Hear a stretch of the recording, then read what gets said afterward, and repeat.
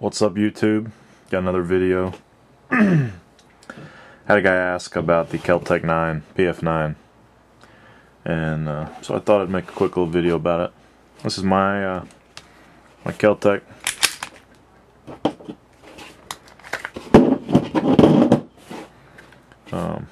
Shooting. I carry it with a Hornady Critical Defense in there. The recoil from that is a lot nicer than some of the other rounds I've used. You can use plus P in this on a limited basis. I figured there's no real point in using it, so I don't.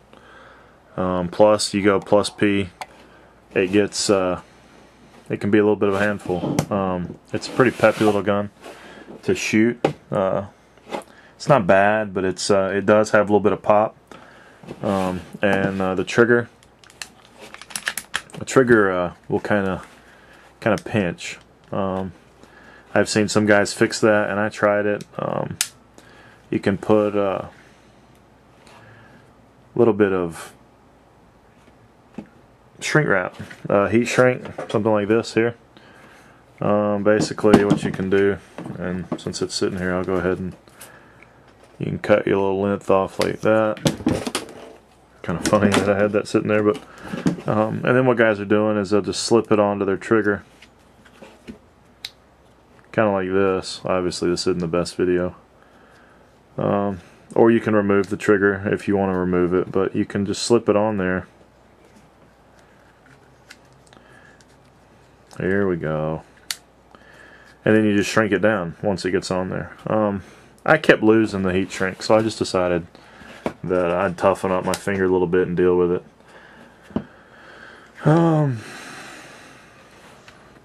Let's see, it is clear. Obviously, I'm not pointing this at my face. This is nowhere near my face. My face is over here. But it is a clear gun for all the nervous Nancys out there, but it's good to be safe. So I carry this pretty much everywhere I go. It's on me all the time. It's a pretty small gun. You can see it's actually very small for what it is. I carry it on the pocket clip, belt clip. I don't have any problem. I mean, the trigger on this thing is pretty hefty, so I don't have any problem. I wouldn't carry a Glock or something like that with a belt clip, but this one I'm pretty comfortable with. You can see, I don't know if you can see, it's starting to show a little bit of wear just from being used as much as it is. I carry it, try and get 100 rounds a month at least through it. Oh, let's see, what else could you want to see? To take it apart, you basically, it's real simple. Take a casing, rack the slide back, pop this pin out here, set that aside, and then bring it forward, and off the slide comes. And there is the frame. It's probably pretty kind of dirty in there. I haven't cleaned it in a little while, but I carry it, so it does stay kind of dirty. There's the frame. Slide. There have been guys who've gotten some slide cracks. I haven't gotten any of mine yet, and some of those guys were shooting plus P, some guys weren't. So it's I think it's luck of the draw, but I paid $199 for this gun. So actually, I know what was paid. It was given to me as a gift, but 199 bucks is what they paid for it. You've got the return spring and the guide rod, 2 springs, nylon rod.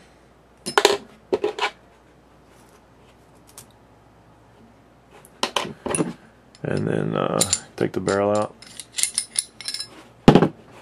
When I got this, I don't know if it's going to show up, but I polished the chamber there, and it looks pretty crappy now. It's not the best job, and I haven't polished it up. I'm sure if I polished it up again it'd look good, but I'm not going to mess with that. I've actually thought about painting it black, but the only time anybody's going to see it is if something's gone wrong, and I doubt the thing they're going to be worried about is how polished my chamber is. When I first got the gun, I did have a couple issues. Failure to feeds, failure to ejects. In the first probably 50 rounds, I think. And I was shooting not Ranger, Federal, Walmart Federal cheap stuff, so that may have been part of it. But what I did do was I don't know if it'll focus on that, but I polished the feed lip a little bit, and that helped tremendously. When I polished that up, it fed like it was supposed to, so that was a great help.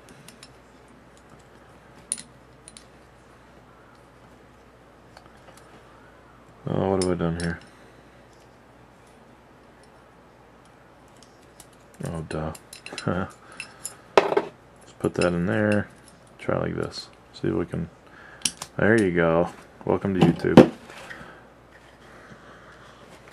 And then put it back together. And then basically this pin obviously goes back in that hole. And I found the easiest way to do that for me is to rack the slide back.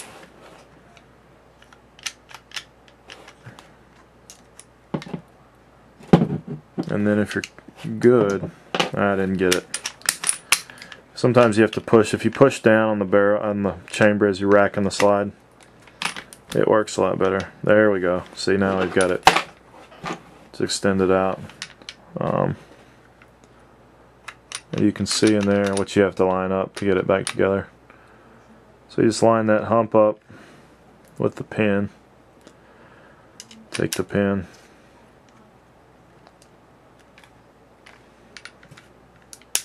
Pop it in. And there she is.